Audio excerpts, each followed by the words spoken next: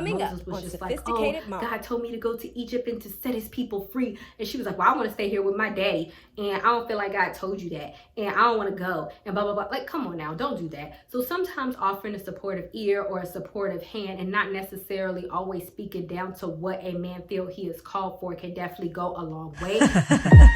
Dedication, preservation, take a look inside your salvation. Do every good work, it takes patience, like a butterfly, transformation. Hi guys, Sophie here back with another video. If you are new to my channel, don't forget to subscribe and hit the notification bell so you can stay updated on all my videos. Also, don't forget to get my book for single women, which I will link down in the description box. Because what we are going to talk about is we're going to talk about good relationship advice for women in the Bible. So without further ado, let's go ahead and get right on into it, shall we? So the first relationship advice that we're going to get into is Esther, and I just freaking love Esther. Every time I hear her story, I just love hear her story, talk about her story, and I have so many videos on her. I'm going to link one of the main videos that I loved out in the description box. But in this particular good relationship advice that I feel like you can get from Queen Esther is that you have to sprinkle on a little bit of nice to get what you want.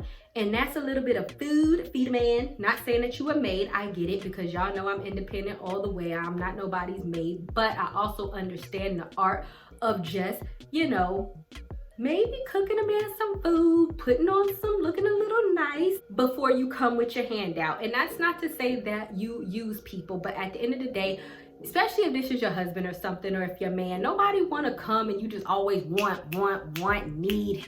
Sometimes butter somebody up. Maybe that's the wrong word for it. Let me read the Bible verse and then we'll go from there, okay? So this comes from Esther 5:1. On the third day of the fast, Esther put on her royal robes and stood in the inner court of the king's palace opposite the throne. The king was sitting on the royal throne facing the entrance. And so he basically asked Esther, what is your petition? What do you want? And then she said in verse 4, if it pleases the king, I would like to have a banquet that I have prepared for you. So notice one thing, that before Esther, because at this point in time, if you're familiar with the story of Esther, she could have had her head chopped off by going in front of the king petitioning for something if she was not invited. So first, she made sure that she looked good, because I'm sure if she was to come in front of the king looking a hot behind mess, it may have been more likely that she would have got her head chopped off, because you're looking crazy, Esther. What's going on, right? And the second thing is that he was like, what is your petition? He had already told her, you know, I'll give it to you. But then instead of asking, she said, I want to prepare a banquet for you. So sometimes we just have to give, you know, before we receive. Like, it's nothing wrong with wanting to give in a relationship, especially when it's like, what am I trying to say? Because I don't want to sound like you're giving in order to receive something, but I definitely think that in relationships, just think about giving a lot more instead of just taking. I think that's what I'm saying, because a lot of times in relationships, people tend to think about what can I get, what can I get, what can I get, what can I get? Why don't you set your mindset on what can I give in order to make my partner happy? Number 2. We are going to go in the story of Ruth. And I also believe that I have a video on her. If I do, then I'll link it in the description box. Just check the description box anyway, because I always put a lot of stuff in there. But I think that one of the things that we can learn from Ruth is just the art of appreciation. I think that you would just be so shocked at how unappreciative women can be towards their partners, because sometimes maybe you might have been with somebody for a while, it might be a boyfriend, it might be a husband. Sometimes you just might be entitled. Like, sometimes if a man does for you something for you, a little freaking thank you goes a long way. Showing genuine appreciation for when they do something definitely goes a long way. Not just saying, yeah, that's what you're supposed to do, or not just walking in the house and seeing that they have done something and their efforts go unnoticed. That is just that's just a sucky thing to do. Nobody ever wants to feel ignored or unappreciated, especially when they have put forth an effort specifically for you. And don't just let it be like, thank you, like a drive behind thank you. Genuinely show appreciation for an effort that they have put forth specifically for you.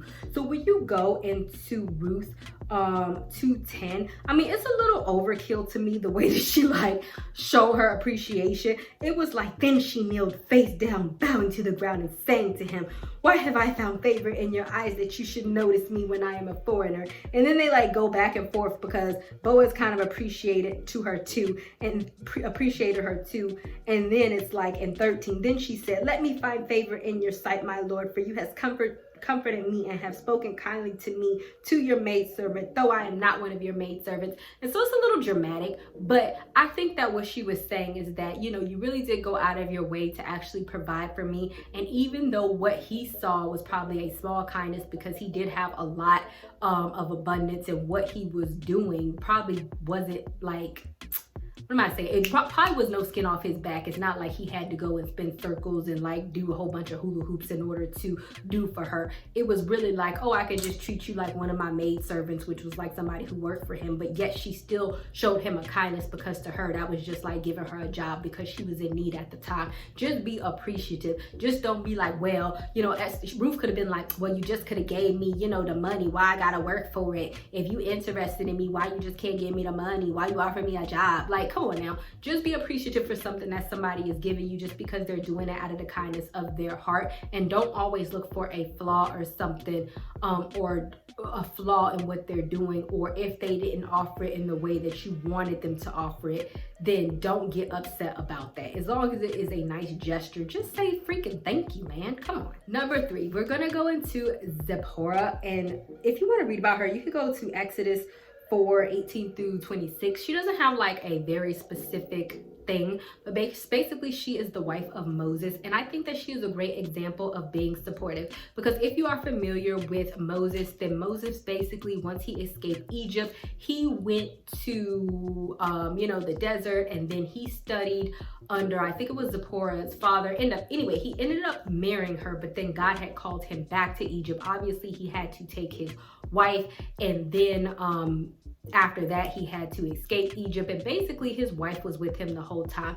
I think my point in this is that a lot of the times is that I have even seen that women can get so caught up, and I'm talking about a wife in this instance. If you are a girlfriend, do not be chasing your man all around the world, okay? But I think that women can get so caught up in their own selfish ways that I think that they can just become very unsupportive. Like one time I know that when I was talking to a friend of mine, and she actually made her husband get out of the military, and they were financially struggling because she was like, I don't want to move, and blah, blah, blah, blah, blah, blah. Okay, but you made him, you know, quit his job that he didn't want to quit, and now you guys don't have any money, and then he had to drop out of school because the military was paying for it because you didn't want to move. I kind of feel like that was very selfish. So I sometimes feel like, well, I don't sometimes, like women, you need to be very supportive. Don't always think about what you want. If they are called for a purpose, if they are called for a job and it is a good paying job, just go ahead and freaking move with your husband. Don't always think about yourself or what you want, especially if it is something that is beneficial overall. Now, if it was a dumb behind move and he just want to go move to the freaking moon with no job and it's just completely delusional, then no. And like I said, if he's asking you to move with no promise of an engagement or a ring, then that is something completely different, because we're not just following men all across the freaking world, okay? That's something different. But if it's a situation where he is asking you to just be supportive of his dream, he is asking you to be supportive of his goal, of his entrepreneur endeavor, don't always speak down to a man. Can you imagine if Moses was just like, oh, God told me to go to Egypt and to set his people free, and she was like, well, I want to stay here with my daddy, and I don't feel like God told you that, and I don't want to go, and blah, blah, blah. Like, come on now, don't do that. So sometimes offering a supportive ear or a supportive hand, and not necessarily always speaking down to what a man feels he is called for, can definitely go a long way. So that is something, women, that I feel is some great relationship advice. Last person, Abigail. So Abigail ended up being another wife of David. But Abigail was married before. And so the thing about Abigail, and the Bible specifically describes her as being both beautiful and intelligent. And the reason why I like Abigail is because what she offered was a voice of reason. And I think that sometimes women definitely get it misconstrued, especially, oh, women of the Bible, they just have to sit there and be quiet and blah, blah, blah, blah. No, that's definitely not the case.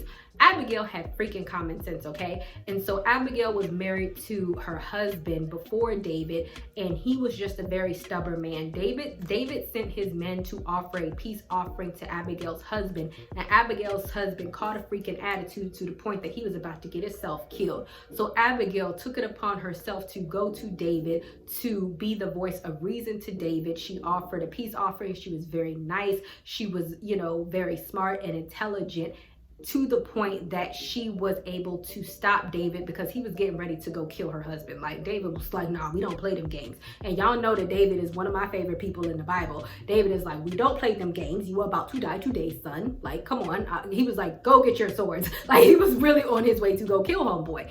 But Abigail's husband ended up dying anyway. God struck her husband dead, and David took her for his own. But that's neither here nor there.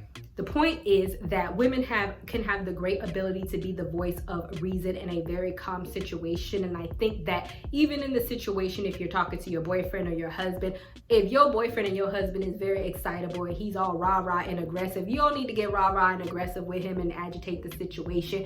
You could be the voice of reason and calm him down and offer some alternative opinions. I think that is one of the things for us women that we have a great, that we have a great, that's one of the gifts that God gave us, is the gift of like seeing things from a different perspective, and that men don't necessarily see, and that can be as a area of support that we can offer men.